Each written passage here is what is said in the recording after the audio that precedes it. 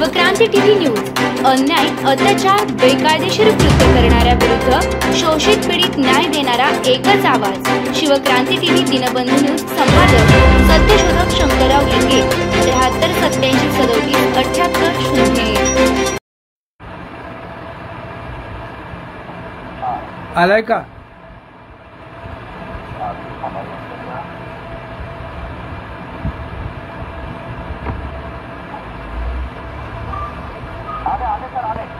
सुरू करता येईल ना?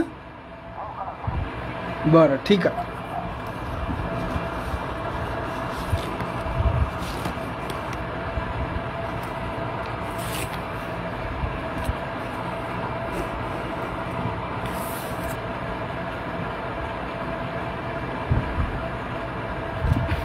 बहुजन संघटक या फेसबुकवर नियमित पाहणारे जे सन्मान्य व्यक्ती आहेत त्या सगळ्यांचं मी प्रथम आभार मानतो। बऱ्याच दिवसापासून माझ्या प्रकृती अस्वास्थ्यामुळे मला आपल्या बहुजन संघटक या फेसबुकवर येता आलं नाही, त्याबद्दल मी आपल्या सगळ्यांची दिलगिरी व्यक्त करतो। आज राहुल खांडेकर यांनी मला म्हटले की तुम्ही आता बोलायला सुरुवात करा, म्हणून मी आपल्या समोर उपस्थित झालो आहे। मित्रहो, आपण जे लोक बहुजन संघटक हे फेसबुक पाहतो किंवा व्हॉट्सअपवर भारतीय संविधान किंवा वेगवेगळ्या ग्रुपवर जी काही चर्चा चालू आहे ती आपण ऐकत राहतो आणि एक चित्र आपल्या डोळ्यासमोर येतं की आता आपल्या देशात भारतात काय सुरू आहे। हे कशाचं लक्षण आहे की ही सगळी मंडळी आणि आपण सुद्धा या चर्चेत, या संमेलनात, मोर्चात, कुठे धरणे आंदोलनात आपण हिरहिरीने भाग घेताना दिसतो। हे कशामुळे होतं, का होतं, याची कारणं काय आहेत, याचा तपशीलवार विवेचन अभ्यास करून काहीतरी त्याच्या आपल्या हाती लागेल आणि आपल्याला त्याच्यावर काहीतरी उपाय करता येईल, हा विषय अनेक ठिकाणी वेगवेगळ्या पद्धतीने मांडला जातो। आणि मी हे अनुभवलं आहे की आपलेच लोक आपण बोललेल्या एका विषयावर चर्चा करताना दिसतात। चर्चा करणे ही चांगली गोष्ट आहे, पण त्या चर्चेचं पर्यवसान जेव्हा एकमेकाचे वाभाडे काढण्यात, एकमेकाला दूर लोटण्यात होते, त्यावेळी आपण पराजित झालो असं आपल्याला वाटते। म्हणून आपण हा विचार केला पाहिजे की नेमकी परिस्थिती काय आहे, आणि म्हणून या परिस्थितीला मी नाव दिले, शीर्षक दिले, वर्तमानातील अराजक। तेव्हा हे वर्तमानातील अराजक नेमकं काय आहे याचा आपण थोडा परामर्श घेणार आहोत। तेव्हा आपण सुरू करू।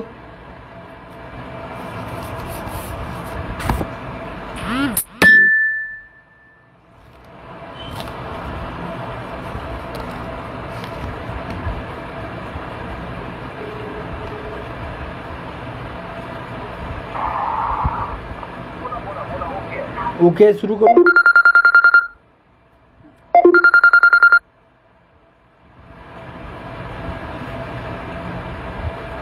आता या आठवड्यातली घटना जी संबंध महाराष्ट्रात विशेषतः वेगवेगळ्या याने होत आहे, वर्तमानात येत आहेत, फेसबुकवर आणि हा विचार करून नेमकी कोणती घटना आहे, तर ती घटना आहे भारताच्या सर्वोच्च न्यायालयाच्या मुख्य न्यायाधीश असलेल्या भूषण गवई यांच्या दालनामध्ये, जिथे बाजूचे वकील आणि विरोधी बाजूचे वकील डिस्कस करतात आणि समोर न्यायमूर्तीच्या बेंचवर ती चर्चा झाल्यानंतर त्याच्यातून कायद्याचा कीस काढून नेमका काय न्याय करावा याच्या संदर्भात आपल्याला विचार करता येतो। तर अशा भूषण गवई साहेबांच्या दालनामध्ये एक वकील ज्याचं वय 72 वर्षे आहे असं सांगण्यात येतं, तो त्यांच्या दालनात जातो। बाकीचे वकील असतात, न्यायाधीश गवई साहेबांच्या आजूबाजूने न्यायाधीश बसलेले असतात आणि अशा वेळी हा वकील असलेला माणूस तिथे जाऊन आपल्या पायातला जोडा काढून न्यायाधीशाच्या खुर्चीच्या बाजूने फेकतो आणि तिथे सगळा गोंधळ हे करतात।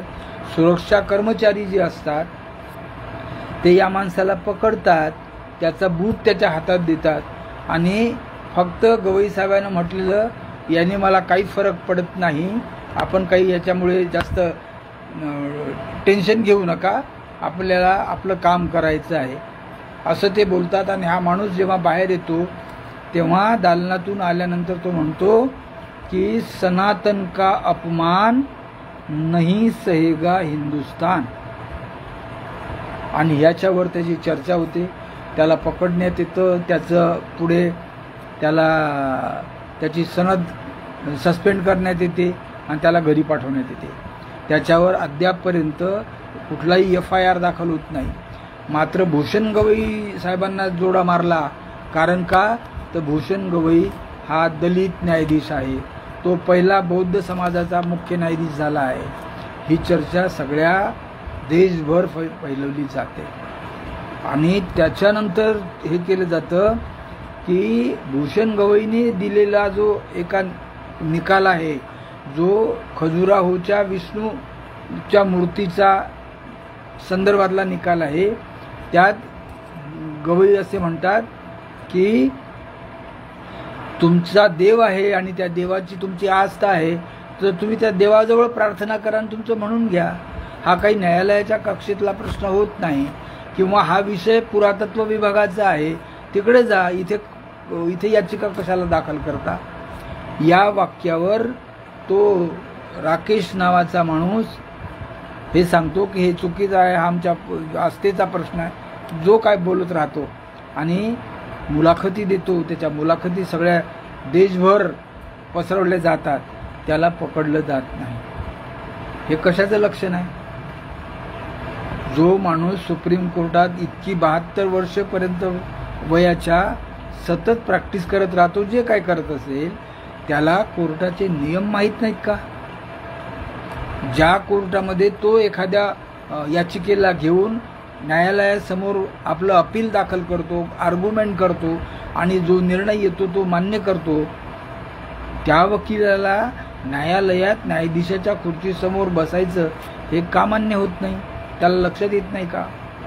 आणि आता दुपारी एक महिला बोलली की त्या भूषण गवईच्या बद्दल काय विचित्र बोलली ती, आणि ती म्हणते का सर्वोच्च न्यायालयाच्या न्यायमूर्तीच्या खुर्चीच्या मागे यतो धर्म ततो जया असं लिहिलेलं आहे।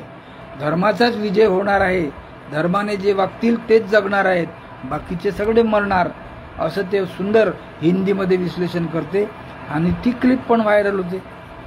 म्हणजे याचा अर्थ ज्या न्यायालयाच्या न्यायाधीशाच्या कक्षेमध्ये न्यायाधीशाच्या पाठीमागच्या भिंतीवर आधी अशोक चक्र चिन्हांकित राहतं आणि त्याच्या खाली लिहिलं राहतं सत्यमेव जयते। आता सत्यमेव जयते जेव्हा लिहिलं राहते त्याच्यावर आता हे येतो धर्म ततो जया कोणी लिहिलं, ते आलं कसं? याच्याबद्दल कोणीही बोलत नाही। हे कशाचं लक्षण आहे? म्हणजे सगळ्या जगाला हे सगळे लोक सांगतात की बघा, भूषण गवई हा दलित माणूस आहे, भूषण गवई हा पहिला बुद्धिस्ट माणूस आहे आणि दलितांना, अस्पृश्यांना माऱ्याच्या आणि मोक्याच्या जागेवर बसण्याचा अधिकार नाही। एखाद्या वेळी आम्ही त्यांना तो अधिकार दिला तरीही ते आम्ही जे सांगू तोच निर्णय त्यांनी द्यायला हवा।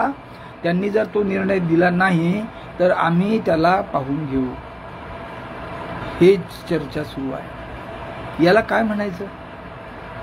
याच्या आधीचा एक प्रश्न पहा की भारतातल्या लद्दाखमधल्या उत्तर प्रदेशामधला सोनम वांगचुक नावाचा एक शिक्षण तज्ज्ञ, ज्याने आदिवासी लोकांच्या विद्यार्थ्यांच्या शिक्षणासाठी वेगवेगळे प्रयोग केले, प्रॅक्टिकल दिले आणि तिथल्या पोरांना अतिशय चांगलं शिक्षण मिळावं, वैज्ञानिक उपकरणाद्वारे शिक्षण मिळावं म्हणून त्याने आपली सगळी मेहनत तिथे लावली आणि त्याला आदर्श नोबेल पुरस्कार काय पुरस्कार सुद्धा मिळाले आणि जगभरात सोनम वांगचुकचं नाव झालं की हा खऱ्या अर्थाने माणुसकीला उच्च ठिकाणी नेणारा, विद्यार्थ्यांना माणूस बनवणारा, विद्यार्थ्यांना विवेकवादी बनवणारा हा चांगला शिष्य आहे म्हणून त्याचा सन्मान केला जातो देशभरात। त्या माणसाला अटक होते आणि काय तर जनसुरक्षा कायद्याखाली अटक होते का तर तो देशद्रोही आहे। कसा बरं देशद्रोही झाला? त्याने देशाच्या विरुद्ध असं कोणतं काम केलं त्याच्याबद्दल माहिती नाही, पण सगळ्या भारतभर उद्या आमच्या वर्धेतही सोनम वांगचुकला त्याच्या अटकेचा निषेध करावा म्हणून शांती मार्च काढण्यात येत आहे। सगळ्या भारतभर आता त्याच्याबद्दलची चर्चा होत आहे। होणार काय आहे? त्याचं जेल कमी होणार, त्याला सुटका होईल। याच पद्धतीने महाराष्ट्रामध्ये आनंद तेलतुंबडे नावाच्या एका चांगल्या विद्वान प्राध्यापकाला त्याने एक पुस्तक काय लिहिलं, त्याची अनेक पुस्तकं आहेत, पण तो देशद्रोही निघाला आणि म्हणून त्याला अटक केली, जेलमध्ये टाकलं। याच आधी जो या महाराष्ट्राचा गृहमंत्री राहिलेला माणूस अनिल देशमुख, त्याच्यावर कोट्यावधी रुपयाचा घपला केला म्हणून त्याला जेलमध्ये टाकलं आणि जेव्हा तो बाहेर निघाला तेव्हा लक्षात आलं की त्याने घपला केलाच नाही, पण त्याला सजा तर झाली, तो 1 वर्ष जेलमध्ये राहिला। हे सगळं भानगड काय आहे याचा विचार केला पाहिजे। आणि गंमत अशी आहे की त्याच वेळी एकीकडे हे भांडणं करायचे, आता पहिल्यांदा काय केलं, मराठ्यांना आरक्षण द्या म्हणून जरांगे पाटील नावाच्या माणसाला पुढे करण्यात आलं, त्याला मराठ्यांचा नेता बनवण्यात आलं आणि त्याने आम्हाला आरक्षण द्या, कुणबी ओबीसी मधून आरक्षण द्या ही त्याची मागणीसाठी त्याने कित्येक वेळा उपोषण केले, मोर्चे काढले, अजूनही त्याचं काम सुरूच आहे। आणि हे प्रत्येक वेळी काही करतील खेळी करतात, कुठे एखादा अहवाल कोर्टामध्ये टाकतात, मग त्या कोर्टाच्या अहवालावर वेगळा निर्णय येतो, मग पुन्हा त्या सगळ्या भानगडी होतात। म्हणजे कुणबी मराठ्यांचं भांडणं सुरू करायचं आणि गुपचूप राहायचं आणि हे आपल्या लक्षात येऊ देत नाही। आणि मग कुणब्यांची भांडणं सुरू होतात ओबीसींची की आमच्या हिताचं आरक्षण नाही द्यायचं, म्हणजे मराठ्यांना कुणबी प्रमाणपत्र द्यायचं नाही, हा लढा सुरू होतो। मराठे म्हणतात की आम्हाला सगळे सोयऱ्यांना कुणबी करा, भांडण कोणाचं आहे? कुणबी समाजाचं। त्याच वेळी आपल्या लक्षात येत नाही ब्राह्मण समाजाला 10% आरक्षण दिलं जातं आणि ते भरल्याही जातात जागा, कोणाच्या लक्षात येत नाही। आणि मग तिसरी गोष्ट येते की अरे तसं झालंय का, मग धनगर लोकांचा मोर्चा निघतो, मग बंजारा लोकांचा मोर्चा निघतो की आम्हाला आदिवासी प्रवर्गातून आरक्षण द्या। हे भानगडी कशाचं आहे? हे कोण लावत आहे? यांना कळतंय का की याच्या मागचे सूत्रधार कोण आहेत? अजिबात कळत नाही। त्याच्यानंतर येतं की भारताचा एवढा पैसा, एवढा सगळा हे झाला, म्हणजे भारत आर्थिक दुर्बल झाला, करोडो लाखो कोट्यावधी रुपयाचं कर्ज त्याच्यावर आहे आणि तरी कर्ज घेतात। आणि दुसरीकडे भारत पूर्णपणे कंगाल करण्यात आला आणि 2021 म्हणजे 20चे 21 लोकांच्या हातात या देशाची पूर्ण अर्थव्यवस्था छोट्या मोठ्या स्वरूपात देण्यात आली। म्हणजे बघा 3-3.5% लोकांच्या हातात या देशाच्या 97% लोकांची अर्थसत्ता आहे आणि बाकीचे सगळे भुके कंगाल करण्याचा त्यांचा प्लॅन सुरू आहे। आणि देतात काय की 80 करोड लोकांना आम्ही अन्नधान्य वाटू, आनंदाचा शिदा ही योजना राबवू। आता पैसे नसल्यामुळे ती बंद। मग पुढे येते की लाडकी बहीण योजना, आणि लाडक्या बहीण योजनेला आम्ही त्यांना 1500 रुपये देऊ, आता बिहारमध्ये 3000 रुपये 30,000 रुपये देऊ। हे देणारे कोण आहेत? यांच्याकडे पैसे कुठून येतात हे आपल्या लक्षातच येत नाही। आणि आपण भांडणं करत राहतो. आणि मग हे मिळालं नाही, मग मुख्यमंत्री वेगळं बोलतो, गृहमंत्री वेगळं बोलतो, वित्तमंत्री वेगळं बोलतो आणि सगळ्यांची भांडणं लावली जातात. हे बरोबर अराजक एकमेकांमध्ये भांडणं लावण्याचं षडयंत्र कोण करत आहे, कशामुळे होत आहे, याच्या मागची पार्श्वभूमी काय आहे, यातून निष्कर्ष काय निघणार आहे, याचा विचार कोणत्याही विचारपीठावर होताना दिसत नाही. याचा विचार कोणत्याही सेमिनारमध्ये होताना दिसत नाही की हे असं का होत आहे. बस आपण रिॲक्शन करतोय. त्या माणसाने बूट फेकून मारला, आपण रिॲक्शन करत आलो. तो म्हणतो की ही माझी रिॲक्शन आहे का विष्णू आमच्या देवतेबद्दल त्याने अपमान केला. म्हणजे भानगडी नेमक्या कोण लावून देतं आणि कोण करतं याचा विचार केला पाहिजे. आणि याचा मित्र हो जेव्हा आपण विचार करू तेव्हा आपल्या लक्षात येईल की आपला देश कोणी सगळ्यात प्रथम गुलाम केला, कोणत्या उपाययोजना करून गुलाम केला.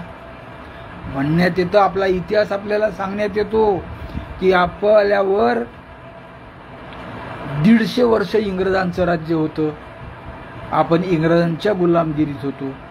मग सांगण्यात येतं की आपल्यावर 800 वर्ष मुसलमानांचं राज्य होतं, म्हणजे आपण मुसलमानांचे गुलाम होतो.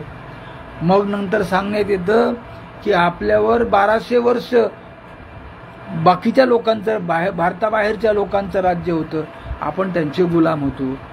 हा इतिहास लिहिणारे कोण आहेत? हा इतिहास परीक्षेत अभ्यासक्रमात आणणारे कोण आहेत? हा इतिहास खरा आहे की खोटा आहे हे का बरं आतापर्यंत तपासल्या जात नाही?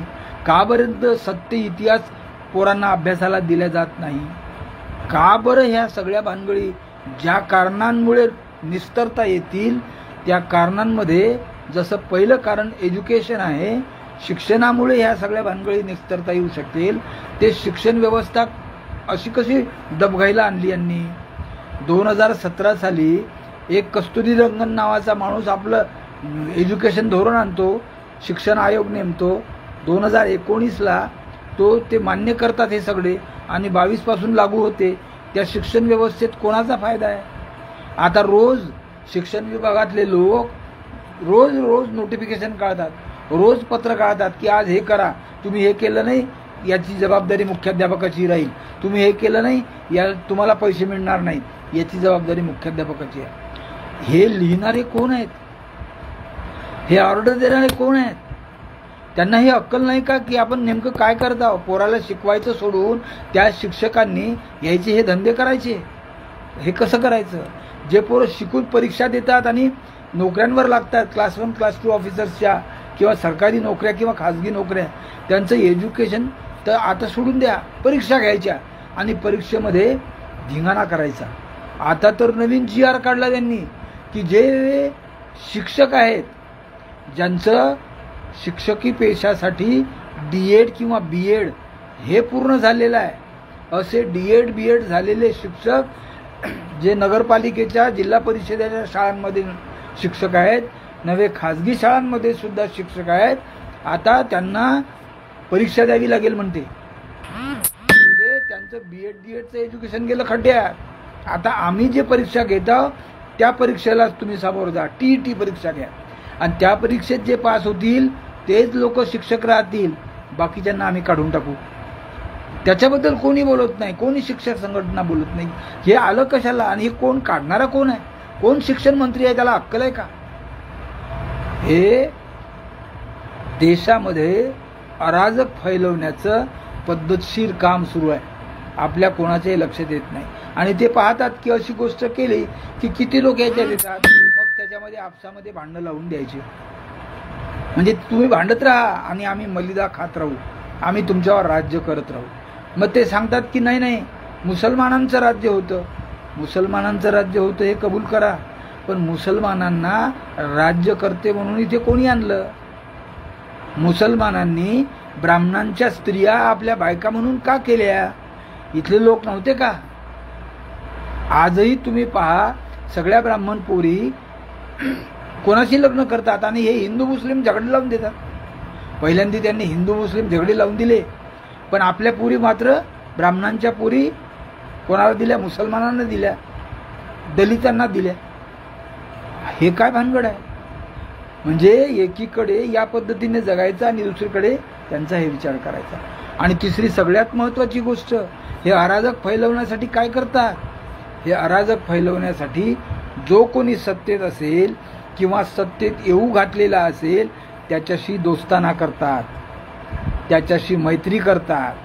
आणि ही मैत्री झाली, हा दोस्ताना झाला की त्याला बरोबर आपल्या पद्धतशीर आपला मित्र म्हणून घेतात. आणि त्या मित्रत्वामुळे आपलं वर्चस्व वाढलं की त्या मित्राला पहिल्यांदा खड्ड्यात घालतात. हे बघा, हा अतिशय जबरदस्त इतिहास आहे. हे अराजक ज्यांनी कोणी निर्माण केलं आहे त्यांना आपण ओळखलं पाहिजे. आणि काय कोणी केलं? हे त्यांनी पहिल्यांदा शिवसेनेशी संगनमत केलं, बाळासाहेब ठाकरे यांच्याशी संगनमत केलं. ज्या बाळासाहेब ठाकरे यांच्या वडिलांना प्रबोधनकार ठाकरे म्हणून ओळखतात, त्यांची पुस्तकं या देशाच्या गुलामीला जी जी कारणं आहेत, मग ते धर्म असो, मंदिर असो, देव असो की देवळे असो, त्याच्यावर प्रहार करणारा माणूस म्हणजे प्रबोधनकार के.सी. ठाकरे होता. म्हणजे जो ब्राह्मण्याच्या विरुद्ध होता त्याच माणसाच्या पोराला आपल्या जवळ केलं, बाळासाहेब ठाकरेंना जवळ केलं. आणि त्यांच्या संगनमतानं त्यांच्याशी जवळीक करून बरोबर पद्धतशीरपणे पहिल्यांदा शिवसेनेची सत्ता आणली. शिवसेनेची सत्ता आणली. महाराष्ट्र मराठ्यांचं राज्य आहे, महाराष्ट्रीय लोकांचं राज्य आहे, 18 पगड जातीच्या लोकांचं राज्य आहे. असं असताना ब्राह्मण मुख्यमंत्री बसवला, मराठा मुख्यमंत्री बसवला, त्याला काढून टाकलं आणि ब्राह्मण मुख्यमंत्री बसवला. मग पुन्हा त्यांचं आलं आणि त्यांच्यामध्ये भांडणं लावून दिले. शिवसेनेचे बाळासाहेबांनंतर तुकडे करायचं पाप या लोकांनी केलं. आणि एकनाथ शिंदेची शिवसेना वेगळी, उद्धव ठाकरेची शिवसेना वेगळी, आणि आमचं मात्र राज्य कोणाचं आलं? ब्राह्मणांचं राज्य आलं. मग हे अराजक कोणी निर्माण केलं? या विचारच करत नाही आपण की याच्या मागचा मुख्य सूत्रधार कोण आहे. जेव्हा मुख्य सूत्रधार आपल्याला शोधायचा असेल तर आपण याचा थोडासा डीपपणे अभ्यास करून पहिल्यांदा आपल्यामधली भांडणं आपण संपवली पाहिजे. मित्र, जोपर्यंत आपण आपसात भांडत राहू तोपर्यंत यांचं कायम अस्तित्व, वर्चस्व आपल्यावर राहील. आपण हे बघूया ना, जे आंबेडकरवादी लोक आहेत, स्वतःला आपण खूप आंबेडकरवादी समजतो, आंबेडकर विचारांचे समजतो. आज आंबेडकरांचा विचार कुठे आहे? आणि आंबेडकरांचा विचार पुढे नेणारे लोक कोण आहे? ते कोणता विचार आंबेडकरांचा नेता आहे? रिपब्लिकन पार्टी नावाचा जो पक्ष बाबासाहेब आंबेडकरांच्या मृत्यूनंतर उदयास आला, ज्या बाबासाहेबांनी त्या पक्षाची संपूर्ण ध्येय धोरणं, घटना तयार करून तयार दस्तावेज तुमच्या हातात दिल्यावर तुम्ही त्या रिपब्लिकन पक्षाचे एवढे तुकडे करून टाकले. अरे बाबासाहेबांचं सगळे रिपब्लिकन पक्षाचे लोक बोंबलत राहतात की बाबासाहेबांनी आम्हाला सांगितलं शिका, संघर्ष करा, संघटित व्हा. म्हणजे तुम्ही एक व्हा, संघर्षासाठी एक व्हा, आणि तुम्हाला कसा संघर्ष करायचा त्याच्यासाठी शिका. हे बाबासाहेबांचं ब्रीदवाक्य आज कुठं दिसतंय? जे शिकलेले लोक आहेत ते कुठे आहेत? जे संघर्ष करणारे लोक कुठे आहेत ते कुठे आहेत? आणि कुठं संघटन आहे? कोणाचं संघटन आहे? काही लक्षात येत नाही. आणि हे कोणी घालून दिलं? हे कोणी घालून दिलं? हे अराजक तुमच्यामध्ये आपसात भांडण लावायचं कोणी केलं? ज्या जोगेंद्र कवाडेंना आपण लॉंग मार्च प्रणेता, जपानच्या नंतर एवढा मोठा लॉंग मार्च काढणारा भारतातला पहिला प्रणेता म्हणून ज्या जोगेंद्र कवाडेंची आपण एवढी सरबराई केली आणि त्याला राजकारणात आणलं, त्याचं सगळं केलं, त्यांनी काय केलं? आज त्यांचा पक्ष कोणाच्या दावणीत आहे? तो काय करत आहे? आणि हे कोणी केलं? त्यांना तुमच्यामधून फूट पाडून त्यांना वेगळं कोणी केलं? त्याच्यानंतर आठवले गट कुठे आहे? गवई साहेबांचा गट कुठे आहे? जाऊ द्या, बाळासाहेब आंबेडकर आपल्या धोरणावर, एका धोरणावर चालत आहेत, त्यांना साथ देणारे कोण आहे? त्यांनी निवडून आणलेले आमदार त्यांना सोडून का गेले? हे अराजक कोणी निर्माण केलं? कशासाठी निर्माण केलं? याचा आपल्याला विचार येत नाही. म्हणजे ज्या बाबासाहेबांनी तुम्हाला सांगितलं होतं की जा तुमच्या घरावर लिहून ठेवा की तुम्हाला शासनकर्ती जमात बनायची आहे. कोण आपण शासनकर्ती जमात? आपला रामदास आठवले शासनकर्ती जमाताचा शासनकर्ता आहे, ज्याच्याकडे सामाजिक न्याय विभागाचं खातं आहे. त्या सामाजिक न्याय विभागाचा निधी कोठे द्यावा, कसा द्यावा, याचं एक सुद्धा उत्तर रामदास आठवलेला देता येत नाही. आणि त्याचा सगळा निधी कोणाकडे जातो? मंदिरांवर, यात्रांवर, देवळांवर जातो. हे लांछनास्पद आहे की महाराष्ट्रामध्ये बार्टी नावाची संस्था जी विद्यार्थ्यांच्या शिक्षणासाठी आर्थिक मदत करते, विद्यार्थ्यांचं शिक्षण योग्य रीतीने व्हावं म्हणून त्यांना सवलती मिळण्यासाठी आर्थिक मदत करते, त्या आर्थिक मदतले बार्टीमधला हा सगळा निधी पंढरपूरच्या यात्रेसाठी खर्च होतो. त्यावेळी त्याच्याबद्दल कोणी का बोलत नाही? म्हणजे आपलं राजकारण कुठे गेलंय? आंबेडकरी विचारांचं राहिलंय का? ज्या बौद्ध महासभेचा किंवा बाबासाहेब आंबेडकरांनी बौद्ध व्हा म्हणून जो संदेश दिला, त्या बौद्ध असण्याचा एक तरी पुरावा आज आपल्याकडे उपलब्ध आहे का? मी बौद्ध असे सारे लोक म्हणत आहेत, परंतु बौद्ध आहे तर तुझं काम काय आहे? तुझं कर्तव्य काय आहे? आज सारे बुद्ध विहार हिंदूंच्या मंदिराप्रमाणे पूजा, प्रार्थना आणि वंदना करत आहेत. हेच बौद्ध होण्याचं लक्षण आहे का? कोणी विचार करत नाही. आणि विचार करणारे आले की त्यांच्यामध्ये आपोआप गट तट पडतात. अखिल भारतीय बौद्ध महासभेचे 2-4 गट आणि प्रत्येक मोहल्ल्यामध्ये बौद्ध असणाऱ्या लोकांचे वेगवेगळे गट. हे अराजक कोणी निर्माण केलं? ज्या बाबासाहेबांनी सांगितलं की असं एक दल तयार करा की ज्याला बाकीचे राजकारणी सुद्धा घाबरले पाहिजे, त्यांची एवढी शिस्त असली पाहिजे की त्यांना अन्याय करण्याची ताकद येऊ नये, यासाठी समता सैनिक दल तयार केलं. आज समता सैनिक दल काय करत आहे? समता सैनिक दलाचं काय काम आहे? हे सगळं कोणामुळे झालं आहे, कशामुळे झालं आहे, याचा जोपर्यंत आपण शोध घेणार नाही तर आपण कायम गुलाम राहू. राज्य कोणाचं येतो, आपल्यावर ब्राह्मणांचं वर्चस्व राहील, हा एवढाच एक मुद्दा आहे. ते कसा बरं आहे त्याचा आपण शोध घेऊया. ब्राह्मण कोणाला म्हणायचं? तर साधारणतः चातुर्वर्णी व्यवस्थेप्रमाणे आपण जे म्हणतो की ब्राह्मण म्हणजे ब्राह्मणांच्या पोटी जन्माला आलेला, आणि ते काय सांगतात की आम्ही ब्रह्मदेवाच्या मुखातून जन्माला आलो. म्हणजे ती जन्माची खोटी कथा सांगतात का? चातुर्वर्णी व्यवस्थेतील ब्राह्मण ब्राह्मणाच्या मुखातून आला, क्षत्रिय त्याच्या बाहूतून आला, वैश्य त्याच्या पोटातून आला, शूद्र त्याच्या पायातून आला आणि अस्पृश्य त्याच्या खालच्या पायदळीत उडवला. असेच लोक आपण निर्माण झालो आणि हेच आपण वागत आहोत. कधी आपल्या लक्षात येत नाही की ब्राह्मण असा कसा तोंडातून जन्माला येतो, त्याला आई नाही का? आणि इथून खोटं बोलण्याची सुरुवात होते. ब्राह्मणांनी आपल्या देशावर जे राज्य केलं ना, सिंधू संस्कृतीपासून तोडून त्यांनी वैदिक संस्कृती आणली, ती केवळ आणि केवळ खोटं बोलून. ब्राह्मणासारखा जगात खोटं बोलणारा माणूस तुम्हाला कोणीही दुसरा दिसणार नाही. ते इतके सफाईदारपणे खोटं बोलतात की आपल्या लक्षात सुद्धा येत नाही, आणि ते वारंवार खोटं बोलतात, आणि ते वारंवार आपण ऐकलं की ते आपल्याला खरं वाटतं, आणि जे आपल्याला खरं वाटतं त्याच मार्गावर आपण जातोय. आज मला सांगा, भारताच्या लोकशाही यंत्रणेत, भारतीय संविधानाने जर सर्वांना समानतेचा अधिकार दिलेला आहे, तर आमच्या विष्णूची मूर्ती तोडली आणि त्याच्याबद्दल निर्णय घेतला म्हणून तुम्ही सनातनांचा अपमान झाला म्हणता. आणि सनातन नावाचा धर्म कुठे आहे? हे सनातनवाले एकदा हिंदू धर्म म्हणतात, किंवा वैदिक धर्म म्हणतात, आणि वेळेवर सनातन धर्म म्हणतात. मग यांचा धर्म नेमका आहे कोणता? तेव्हा सगळ्या ब्राह्मणांचा, जे जे स्वतःला ब्राह्मण समजतात, आपण गृहीत धरलं पाहिजे की खोटं बोलणे हा त्यांचा धर्म आहे. खोटं बोलून फसवणूक करणे हा त्यांचा धर्म आहे. आणि सतत आपल्यामध्ये अराजक राहिलं पाहिजे, रोज आपल्यातच भांडणं झाली पाहिजेत, हे काम करण्याचं पद्धतशीरपणे त्यांचा धर्म आहे. आणि त्याच्यासाठी ते आपल्या स्वतःला 24 तास ढोकून देतात. आणि वाईटातली वाईट गोष्ट ही आहे की जे कार्यकर्ते तयार करतात ते बहुजन समाजाचे असतात.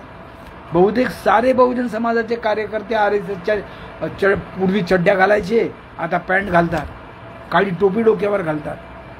हे कशाचं लक्षण आहे? तुमच्याच हाताने तुमच्याच व्यवस्थेला तोडून टाकायचं, ही कन्सेप्ट ब्राह्मणी कन्सेप्ट आहे. ही आपल्या कधी लक्षात येत नाही. साधी गोष्ट आहे. आतापर्यंत आपण रावण जाळत आलो, दर दसऱ्याला रावण जाळत होतो. आताही आमच्या मोहल्ल्यामध्ये, आमच्या गावामध्ये रावण जाळण्याचा प्रकार झाला. कशाला रावण जाळायचं आणि रावणाने काय केलंय आणि दरवर्षी त्याला जाळायचं? तर रावण कोण होता? मग कालपर्यंत रावण हा राजा होता, तो असुर होता, आणि आता म्हणायला लागले रावण हा ब्राह्मण होता. म्हणजे कुठे चाललोय आपण? काही कळायला मार्ग नाही.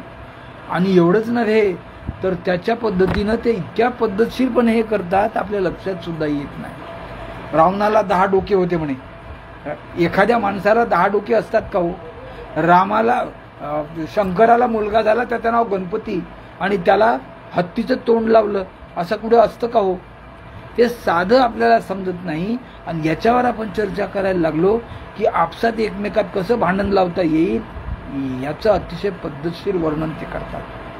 तेव्हा या गोष्टीला आपण सगळ्यांनी लक्ष घातलं पाहिजे. खोटं बोलणं, आणि मग तो तुमचा बहुजन समाजातला माणूस जरी असेल, तो क्षत्रिय असेल. आता तर भारतात क्षत्रिय उरलेच नाही, कारण परशुराम नावाच्या माणसाने, ज्या माणसाने आपल्या जन्मदात्या आईचा खून केला, त्या माणसाला हे परशुरामाचा अवतार समजतात. आणि परशुरामाने 21 वेळा पृथ्वी निक्षत्रिय केली.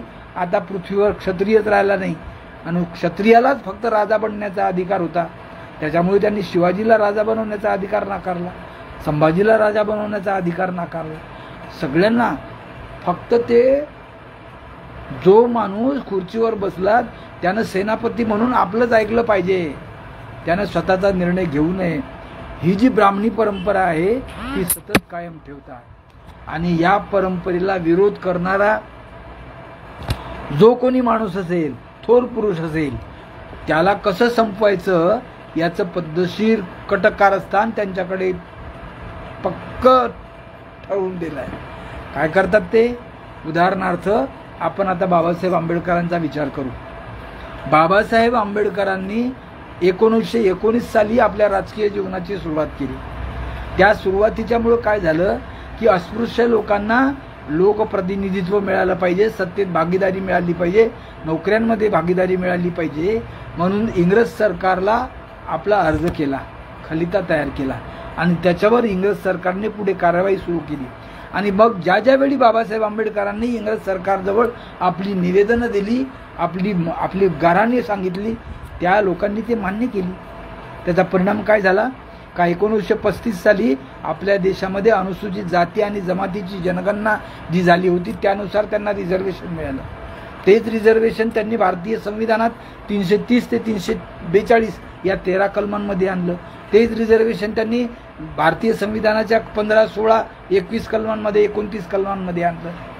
म्हणजे माणसाने समता निर्माण केली पाहिजे, सगळे माणसं सारखे असले पाहिजे, यासाठी बाबासाहेब आंबेडकरांचा लढा होता. आम्ही काय केलं? त्यांनी पद्धतशीर पहिल्यांदा काय, या देशाचा शंकराचार्य ज्यांनी 4 पीठ तयार केले, ज्याचा बाप स्वतः बौद्ध होता, त्याला आद्य शंकराचार्य म्हणतो, त्याने काय केलं? त्या करपात्री महाराजांनी विधान केलं की भारताचं संविधान कितीही चांगलं असलं तरी ते एका अस्पृश्याने लिहिलं आहे, म्हणून ते आम्ही मान्य करणार नाही. आणि तिथून त्यांना पद्धतशीरपणे संविधानाचा विरोध केला. विरोध करताना त्यांनी बाबासाहेब आंबेडकरांची जवळीक तयार केली. काय जवळीक तयार केली आपल्या लक्षात सुद्धा येत नाही. बाबासाहेबांनी दी बुद्ध आणि धम्म हा इंग्रजीत ग्रंथ लिहिला, आणि आम्ही जे अनुवादक आहोत ते पहा कोणत्या जातीचे आहेत. त्यांनी त्याचा मराठी अनुवाद काय केला? भगवान बुद्ध आणि त्याचा धम्म. अरे बाबासाहेब आंबेडकरांनी भगवान हा शब्द नाकारला ना, मग जो नाकारला त्या शब्द, आणि मग तुम्ही अर्थ सांगत गेले की भगवान या शब्दाचा अर्थ असा होतो तसा होतो. अरे तो अर्थ सामान्य लोकांपर्यंत पोहोचला नाही. त्याचा अर्थ फक्त देव एवढाच जर पोहोचला, परमेश्वर जर एवढाच पोहोचला असेल तर तुमचं ते अभ्यासाचं ते कबाड कशाला वाचतील? ते सरळ करतील. आणि त्याचा परिणाम असा झाला की सगळ्या बुद्ध विहारांमध्ये ज्याप्रमाणे हिंदू धर्मांमध्ये पोथ्या वाचतात मंदिरात किंवा घरी, तशा पद्धतीने भगवान बुद्ध आणि त्याचा धम्म मंदिर बुद्ध विहारांमध्ये आपण पोथीसारखं वाचत आहोत. म्हणजे हे अराजक पद्धतशीरपणे त्यांनी केलं. आणि त्यांनीच बाबासाहेब आंबेडकरांचा जय जयकार केला. राजकारणात त्यांनी संघटित व्हा म्हटलं, यांनी पद्धतशीरपणे सगळी संघटना तोडून टाकली. आणि हे तोडणारे कोण आहेत आपल्या लक्षात सुद्धा येत नाही. रामदास आठवलेला कोणी पुढे नेलं? त्याच्या बायकोची जात काय आहे हा विचार केला पाहिजे.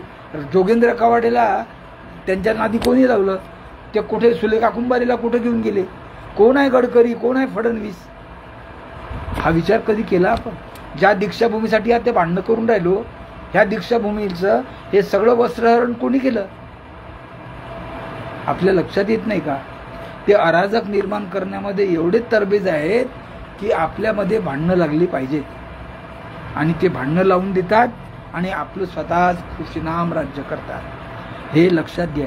आता समजा असं गृहीत धरा की भूषण गवईला जोडा मारणारा बहुजन समाजाचा असता, काय केलं असतं यांनी? ताबडतोब त्याला अटक केली असती, जेलमध्ये टाकलं असतं, त्याच्यावर FIR दाखल केला असता आणि वर्षभर तरी जेलमध्ये ठेवलं असतं. हाच नियम त्यांनी वांगचुकला लावला ना, मग यांना का लावला नाही? असं गृहीत धरा का न्यायाधीशाच्या खुर्चीवर बसलेला एखादा ब्राह्मण न्यायाधीश असता आणि बहुजन समाजाचा किंवा दलिताचा माणूस असता, तर यांनी काय केलं असतं? मग जे जातीनिहाय न्याय निवाडे देतात हे मनुस्मृतीच्या रूपाने देतात, याचा अर्थ त्या मनुस्मृती जिवंत ठेवतात की नाही हा कधी आपला विचार येतो? आणि आपण चाललो झगडं करायला. मुद्दा जो असतो तो हा आहे का याच्या मागची मानसिकता कोणी तयार करून दिली, त्याचं काय केलं पाहिजे? एका ब्राह्मणाने गांधीचा खून केला, तो खून करणारा वेगळा हत्यारा होता, पण त्याच्या डोक्यात हे सगळं भरणारा माणूस होता. त्याला आपण स्वातंत्र्यवीर केलं ना, आणि अजूनही स्वातंत्र्यवीराचे गोडवे गात आहोत. आणि त्या नाथुराम गोडसेने काय केलं, त्याची पुस्तकं आपण छापतो आणि सांगतो की गांधीने द्विराष्ट्रवादाची कल्पना मांडली, ती हाणून पाडली, म्हणून आम्ही त्याचा खून केला. ते सोडत नाहीत. अहो, ते ब्राह्मणांना सुद्धा सोडत नाहीत. त्यांच्या विरुद्ध जर कोणी वागलं असेल तर त्यांनी बघा कलबुर्गीला सोडलं नाही, त्यांनी दाभोळकरांना सोडलं नाही. अहो, त्यांनी मदन मोहन मालवीयला सोडलं नाही, दीनदयाल उपाध्यायला सोडलं नाही. हा लक्षात घ्या. त्यांच्या विचारधारेच्या विरोधात जो कोणी जाईल ते त्याचा खात्मा करतात, त्याचा नेमका डोलारा करतात. बाबासाहेब आंबेडकरांना 2019 पासून काय सुरू आहे? एक तरी भारत देशामध्ये बाबासाहेब आंबेडकरांची विचारधारा कोणत्या क्षेत्रात सुरू आहे? बाबासाहेबांनी शिका शब्द म्हटला. आज शिक्षणाचा काय बोजवारा वाढलाय तुम्ही रोज पहा. शिक्षकांनी शाळेत पोरांना शिकवूच नाही, तिकडून आलेलं एज्युकेशन ऑफिसमधून आलेला पत्र त्यांना इम्प्लिमेंट करा. आणि हे का नाही केलं, ते नाही केलं, 52 शाळांनी केलं नाही, 53 शाळांनी केलं नाही. जिल्हा परिषदेचे अधिकारी डोक्याचा वापर न करता हे सांगतात. परीक्षा पद्धती झाली पाहिजे आणि परीक्षा पद्धतीत पेपर फुटीचे प्रकरण कोण करतात? हे MPSC UPSCचे सगळे लोक कोण आहेत? एज्युकेशनमध्ये काम करणारे IAS ऑफिसर कोण आहे? आपल्या ध्यानात येत नाही. ते पद्धतशीरपणे आपल्यामध्ये अराजक निर्माण करतात, भांडणं लावून देतात. हे शिक्षणाचं झालं. आता आरक्षणाचं तसंच होणार. तुम्ही आरक्षण भांडत राहा, तोपर्यंत आरक्षण बंद. भांडून राहिले ना, जोपर्यंत तुमचं भांडण मिटत नाही तोपर्यंत आरक्षण खतम. मग आरक्षण खतम झालं तर नोकऱ्या कोणाला मिळतील? ज्यांना द्यायचे आहे त्यांनाच मिळतील. आणि त्याच्यासाठी परीक्षा पद्धती लागू केली. आणि परीक्षा पद्धती कसं आहे, बदमाशी ही असते की तुम्ही तुमचं नाव लिहा तर ते ताबडतोब म्हणतात की नाही तुमचं आडनाव लिहा. आता ज्या माणसाने जोडा फेकून मारला त्याचं आडनाव जर तिवारी आहे तर तिवारी हा शब्द का नाही वापरला आतापर्यंत? मीडियावाले का वापरत नाही? कारण तिवारी ब्राह्मण आहेत. म्हणजे जोडा फक्त एकाच माणसाने मारला एवढंच फक्त ध्यानात येईल, पण ज्यावेळी तिवारीने मारला त्यावेळी सगळ्या ब्राह्मणांवर त्याचा रोष लागेल ना. म्हणून जोडा तिवारीने मारला हे सांगत नाहीत. मात्र भूषण गवई बुद्ध आहे म्हणून सगळे सांगत बसायचे. अरे त्या खुर्चीत बसलेला माणूस हा जातीवर बसलेला आहे का? का त्याच्या कर्तृत्वावर बसलेला आहे? हे आपल्याला समजत नाही आणि हे समजून घेण्याची गरज आहे. हे जोपर्यंत आपल्याला समजत नाही तोपर्यंत ब्राह्मणांचंच राज्य राहील. अक्षरशः त्यांनी सिंधू संस्कृतीपासून आपलंच राज्य आणलेलं आहे. भलेही ते राज्यावर राजगादीवर बसले नाहीत पण ते सेनापती म्हणून राहिले. भगवान बुद्धाची कथा वाचा ना, सेनापती होता म्हणून संघाशी संघर्ष करावा लागला. त्या सेनापतीचं नाव कोणी देत नाही. अरे राजा जर सर्वश्रेष्ठ असेल तर शुद्धोधन नावाचा राजा होता ना, तो निर्णय देईल ना. सेनापतीने कसा काय निर्णय दिला आपल्या लक्षात येत नाही. यादवराव राजाचा जो रामदर्ना होता त्याचा सेनापती कोण होता? ब्राह्मण होता ना, ज्याने चक्रधराचा खून केला. आपल्या लक्षात येत नाही. आताही सगळ्या संविधानाची जे सगळे कलम आहेत या प्रत्येक कलमाचा विचार करा. जसं आपण असं गृहीत धरू का रिझर्व्ह बँकेचा एक कलम आहे. या रिझर्व्ह बँकेचा अध्यक्ष कोण आहे? आता ब्राह्मणच आहे ना. जाऊ द्या, वित्त आयोग होता, प्लॅनिंग कमिशन ज्याला म्हणायचे, या प्लॅनिंग कमिशनला काढून या सरकारने, मोदी सरकारने नीती आयोग बनवला. आज नीती आयोगाचा अध्यक्ष कोण आहे? कधी विचार करा ना, ब्राह्मणच आहे ना. जाऊ द्या, तुमचा निवडणूक आयुक्त ज्याला ईव्हीएम मशीन नको आहे असा बसलाय का? तो कशाला ईव्हीएम मशीन हटवेल? तो तर ईव्हीएम मशीनच लावेल ना. तो कोण आहे? तो ब्राह्मणच आहे ना. जाऊ द्या, न्यायालयामध्ये 51 न्यायाधीशापैकी किती न्यायाधीश तुमच्या समाजाचे आहेत? ओबीसी आहेत, बहुजन समाजाचे आहेत, दलित आहे, आदिवासी आहे. किती लोक आहे? बहुमत त्यांचंच आहे ना. ब्राह्मणांच्या हातातच सगळी न्यायव्यवस्था आहे सगळ्या ठिकाणी. आणि 13 लाख वकिलांपैकी तेच वकील जिंकतात जे ब्राह्मण असतात, बाकीचे तर हरलेलेच दिसतात. हे कशाचं न्यायसूत्र आहे? सारी व्यवस्था जर ब्राह्मणांच्या हातात गेली, आता जेव्हा त्यांना वाटलं की आता सगळी व्यवस्था आपल्या हातात आली, त्यावेळी हे त्यांनी अराजक सुरू केलं पद्धतशीरपणे. आता ते बिहारमध्ये सुरू करतील आणि सगळा पैसा भांडवलदारांच्या हातात आहे. तुम्ही राहा, मग निवडणुकीच्या वेळी पैसे देतात, सीधा आटा वाटतात, फुकट अनाथ वाटतात, आपल्याला भिकारी बनवतात. आणि जोपर्यंत या देशातला बहुजन समाज, अस्पृश्य समाज, शूद्र समाज हा भिकारी राहील तोपर्यंत ब्राह्मणांचं वर्चस्व राहील. हे अराजक कायम त्यांच्या डोक्यात असतं. हे अराजक संपवायचा उपाय एकच आहे मित्र, तो आहे डॉक्टर बाबासाहेब आंबेडकरांनी दिलेल्या संविधानानुसार वागणे. आपण संविधानावर बोलतो, आमच्या चर्चा सुरू असतात, रोज संविधानावर भाषणं सुरू आहे. उपयोग काय त्याचा? हिंमत आहे का आपली ईव्हीएम मशीन बंद करायची? मग संविधानिक मार्गाने गेलं पाहिजे ना. चला, तुमच्या बूथवर जर 2000 लोक आहेत, 2000 लोकांच्या सह्या घ्या की आम्हाला ईव्हीएम मशीन नको, असा प्रत्येक बूथवरच्या मतदारांनी केलं तर हिंमत आहे का त्यांची? पण ते आपण करत नाही. आणि हे राजकीय पुढारीच मग आपल्याकडे येतात, आपण त्यांना बळी पडतो. हा आपला माणूस आहे, हा आपला निवडून दिला पाहिजे. ज्यावेळी सुरुवात झाली लोकसभेच्या इलेक्शनची त्यावेळी उमेदवार सगळे हायर एज्युकेटेड होते आणि मतदार हे अंगठा बहादर होते. आता उलट झालंय, आता मतदार हायर एज्युकेटेड आहे आणि त्याचा उमेदवार हा लो बजेटचा आहे. काही 10वी 12वी लोक असलेले आपण उमेदवार निवडून देतो आणि ते मंत्री होतात. कसं काय होणार आहे? आणि जे आपले कलेक्टर्स आहेत, क्लास 1 ऑफिसर्स आहेत, त्यांना हे देणारे म्हणजे आदेश देणारे सगळे ब्राह्मणी वर्चस्वासी लोक आहेत. आणि यांना आपली नोकरी टिकवायची असते म्हणून ते म्हणतात ठीक आहे, वरून आला आपण ते करू. हे अराजकाचं लक्षण आहे. म्हणून वर्तमानातल्या अराजकाला तोंड द्यायचं असेल तर प्रत्येक माणसाने बाबासाहेब आंबेडकरांनी दिलेला प्रत्येक शब्द मी जगून दाखवीन, मी खरं करून दाखवीन, हे केलं पाहिजे. कारण आपण मैदानात उतरलो की लोक सगळं अरे हे बौद्ध समाजाचे लोक आहे, अरे हे दलित समाजाचे लोक आहे, अरे हे धनगर समाजाचे लोक आहे, अरे हे बंजारा समाजाचे लोक आहे, अरे हे कुणबी समाजाचे लोक आहे, अरे हे मराठा समाजाचे लोक आहे. ब्राह्मणी समाजाचा मोर्चा काढला का हो कधी कोणी? ब्राह्मण समाजाने काढला का मोर्चा? आणि त्यांनी जे काही 10-15 ब्राह्मण एका ठिकाणी बसतात आणि एक आदेश पारित करतात, त्याचं कसं काय इम्प्लिमेंट होते लवकरच्या लवकर? हे कसं आपलं ते काही मोर्चे बिरचे काढत नाहीत, ते तुमच्यामध्ये भांडणं लावून देतात. आणि याचा अतिशय पद्धतशीर 2 उदाहरणं सांगतो आणि थांबतो. एक पहिलं उदाहरण आहे की एक फासेपारधी होता, त्याला तित्र पकडायचे आणि ते विकायचा हे होता. तो जंगलात जायचा, आपली ती जाळं हे ठेवायचा आणि तिथे तो तितर पकडायचा. त्याच्यासाठी एक तितर त्याने तिथे ठेवला आणि तो तितर जोराजोरात ओरडायचा, अरे हा आपला माणूस आहे, आपला भाऊबंद आहे. म्हणून सारे तित्र त्याच्या अवतीभोवती गोळा व्हायचे आणि अवतीभोवती गोळा झाले की त्या जाळ्यामध्ये हा फासेपारदी ओढून घ्यायचा. ते सगळे तितर त्याला मिळायचे आणि तो ते विकायचा. आणि जो त्याचा पाळतू तितर होता त्याला पुन्हा आपल्याजवळ ठेवायचा. एक दिवस एक माणूस त्याला गेला की हे पालतू तितर जे आहे हे मला विक, याची किंमत किती आहे? एरवी तो तितर 100 रुपयाला विकायचा, पण या तितराची किंमत 500 रुपयाच्या वर आहे असं तो सांगे. का रे बाबा? अरे म्हणे हे माझं पालतू तितर आहे, याच्यामुळे हे मला बाकीचे तितर मिळतात. हे जर नसेल तर तितर येणारच नाही ना. माझी रोजीरोटी कसं चालेल, माझं अस्तित्व कसं चालेल?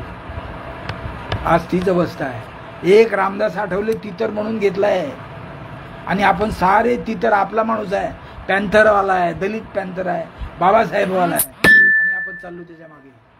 त्याने एज्युकेशन इन्स्टिट्यूट बंद केल्या, त्याने स्कॉलरशिपा बंद केल्या, त्याने सामाजिक न्याय विभागाला जे अनुदान होतं ते भलकोटेच फेकून देण्यात आलं. आपल्याबद्दल लक्षात येत नाही. ही पहिली गोष्ट आहे. आपल्यातले तितर पकडायचे आणि बाकीचे आपल्या सगळ्या समाजाला गुलामीत टाकायचं, एकाला फक्त थोडंसं वर करायचं. हे अराजकाचं पहिलं लक्षण आहे मित्र. दुसरं लक्षण असं आहे की एकदा जंगलात एक सभा भरली आणि त्या सभेमध्ये आता जंगलचा राजा कोण करावा म्हणून चर्चा झाली. चर्चेमध्ये ठरलं की बा कोणाला कोणाला करायचं.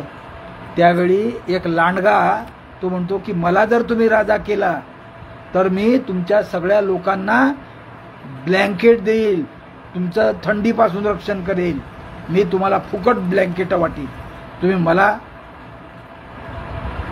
राजा म्हणून निवडून द्या. सारे लोक म्हणाले हो हो बरोबर आहे. एक मेंढऱ्याचं एक पिलू आपल्या मेंढीच्या म्हणजे आईला म्हणते की आई हा जे लोकर आपल्याला देईल, हा जे ब्लँकेट आपल्याला देईल, ती लोकर कुठून आणेल? एवढी लोकर त्याच्याकडे आहे का की आपल्या एवढ्या मेंढ्यांना तो हे करू शकेल? त्यावेळी त्याची आई म्हणते बाळा आपल्या जे अंगावरचं लोकर हा कापून घेईल, आपल्याला नेस्तनाभूत करेल आणि त्या लोकरीचे ब्लँकेट विकून दुसऱ्याला विकेल आणि त्याला राजा करायचं. आज आपल्या देशातली सगळी धनसंपदा भांडवलदारांच्या हातात गेली आणि लिस्ट येते का परदेशी बँकांमध्ये कोणत्या राजकारणी माणसाचे किती लाख रुपये करोडो रुपये कसे गेलेले आहे, किती बाहेरच्या लोकांकडे गेलेले आहे. हे पैसे कोणाचे होते, हे कुठून आणले? काल मी पाहिलं, मला तर धक्का बसला. काल पोस्टामध्ये मी गेलो, जेव्हा 30 रुपयाचं रजिस्टर पोस्ट असे, 30 रुपयाचा लिफाफा भरला की तो रजिस्टर जायचा. आता त्या 30 रुपयाच्या ऐवजी पोस्टाने 1 तारखेपासून 50 रुपये केले, 20 रुपये वाढवले. हे कशाचं लक्षण आहे? आपल्या ध्यानात सुद्धा येत नाही. आणि सारी यंत्रणा खाजगी लोकांच्या हातात देऊन टाकली. हे खाजगी लोक सगळी ब्राह्मणी काव्याने वागतात, आपले तितर होतात, आपले मेंढ्या होतात आणि राज्य त्यांचं असते. हे अराजक जर संपवायचं असेल मित्र हो, तर आपण बाबासाहेबच वाचले पाहिजेत. कालपर्यंत बाबासाहेब दलितांचे, अस्पृश्यांचे, मग बौद्धांचे. बाबासाहेब आंबेडकर जे जगामध्ये सगळ्या मानवाच्या हिताचे आहेत, मानवी विकासाचे आहेत आणि शिवाय भारतामध्ये तर सगळ्यात जास्त स्त्रियांचे उद्गाते आहेत. त्या स्त्रिया बाबासाहेबांना दलितच म्हणतात. ते बहुजन समाजाचे पुरुष ज्यांच्यासाठी 340 कलम बाबासाहेबांनी संविधानात लिहिलं आणि सगळ्यांना न्याय देण्यासाठी आयोग नेमला. तो आयोग नेमला जात नाही, त्याची जनगणना होत नाही आणि आपण भांडत राहतो. आणि मग शेवटी बाबासाहेबांचा आज बाबासाहेबांचा जय जयकार करणारे सगळ्या ब्राह्मण कम्युनिटीतले लोक आहेत, ते ध्यानात ठेवा. आपण फक्त डीजे वाजवतो, जयंती पुण्यतीर्थाला करतो, तेच येऊन भाषणं देतात बाबासाहेबांबद्दल आणि हळूच बाबासाहेबांच्या विचाराचं खच्चीकरण करतात, आपल्या लक्षात येत नाही. म्हणून हे अराजक वाढलेलं आहे. हे थांबवायचं असेल तर प्रत्येक भारतीय माणसाने बाबासाहेब आंबेडकरांची बाकीचे पुस्तकं जाऊ द्या, भारताचं संविधान. आणि मग आता इथे भारतीय संविधान बाबासाहेबांनी लिहिलंच नाही, त्या कोणीतरी BN राव माणसाने लिहिलं. आणि जे सारे तो माणूस जो साधू असतो हिंदूचा, तो कपाळावर ते हे लावतो, गळ्यात माळ घालतो आणि तो सांगतो की बाबासाहेबने नाही लिखा, BN रावने लिखा. आणि आपण सगळे मान्य करतो, टाळ्या वाजवतात तिथे लोक. अरे BN राव हा टायपिस्ट होता ना. हा टायपिस्ट माणसाकडे एवढी अक्कल आहे का? आणि त्याच्या आधी किती लोकांनी संविधान लिहिलं ते बाबासाहेबांनी वाचलं का? बाबासाहेबांची स्वतंत्र निर्मिती आहे हे साऱ्या संसदेत, विधानसभेच्या, आपल्या संविधान सभेच्या लोकांनी मान्य केलं. आणि तुम्ही आता सांगत आहे, म्हणजे आता तुम्ही जातीवाद आणत आहे. कारण तुम्हाला पुन्हा ब्राह्मणांचं वर्चस्व आणायचं आहे, ब्राह्मणांची गुलामगिरी करायची आहे. त्यांनी प्लॅटफॉर्म पूर्ण तयार करून ठेवलेला आहे. त्यांनी क्रीडा क्षेत्रात प्लॅटफॉर्म केला, त्यांनी शिक्षण क्षेत्रात प्लॅटफॉर्म केला, त्यांनी अर्थ क्षेत्रात प्लॅटफॉर्म केला, त्यांनी राजकीय क्षेत्रात प्लॅटफॉर्म केला. आता त्यांच्याजवळ पूर्ण व्यवस्था तयार आहे. सगळे त्यांचेच लोक आहेत. ते दिसतात OBC, ते दिसतात बहुजन, पण त्यांच्या मेंदूमध्ये संघाचा विचार घुसलेला आहे. आणि संघाची परिणिती इतकी आहे का ज्या संघाची नोंदणी नाही, ज्याचं रजिस्ट्रेशन नाही, ज्याचा दरवर्षीचा ऑडिट स्टेटमेंटचा अहवाल नाही, त्या संघाला 100 वर्ष पूर्ण होतात. म्हणून या देशाचा पंतप्रधान नरेंद्र मोदी 100 रुपयाचं नाणं काढतो आणि संघाच्या नावाने काढतो. कुठे चाललोय आपण? हे अराजकाचं लक्षण नाही तर काय? आणि ते पाहणार की या नाण्याला विरोध करणारे कोण आहेत, मग आपसात भांडणं लावून देतील. कारण रिझर्व्ह बँकेचा माणूसही त्यांच्यात बसलेला आहे. त्याला अक्कल नाही काय की भारतीय रिझर्व्ह बँकेचे जे नियम आणि नियमावली आहे त्यांनी वागलं पाहिजे. हा सगळ्या लोकांनी विचार करावा आणि आपण सुद्धा विचार करावा आणि या अराजकाला कसं थोपवता येईल या दृष्टीने प्रयत्न करावे, हीच मी आपणास नम्र विनंती करतो. राहुलने मला संधी दिली त्याबद्दल त्याचं अभिनंदन करतो आणि थांबतो. जय भीम, नमो बुद्धाय.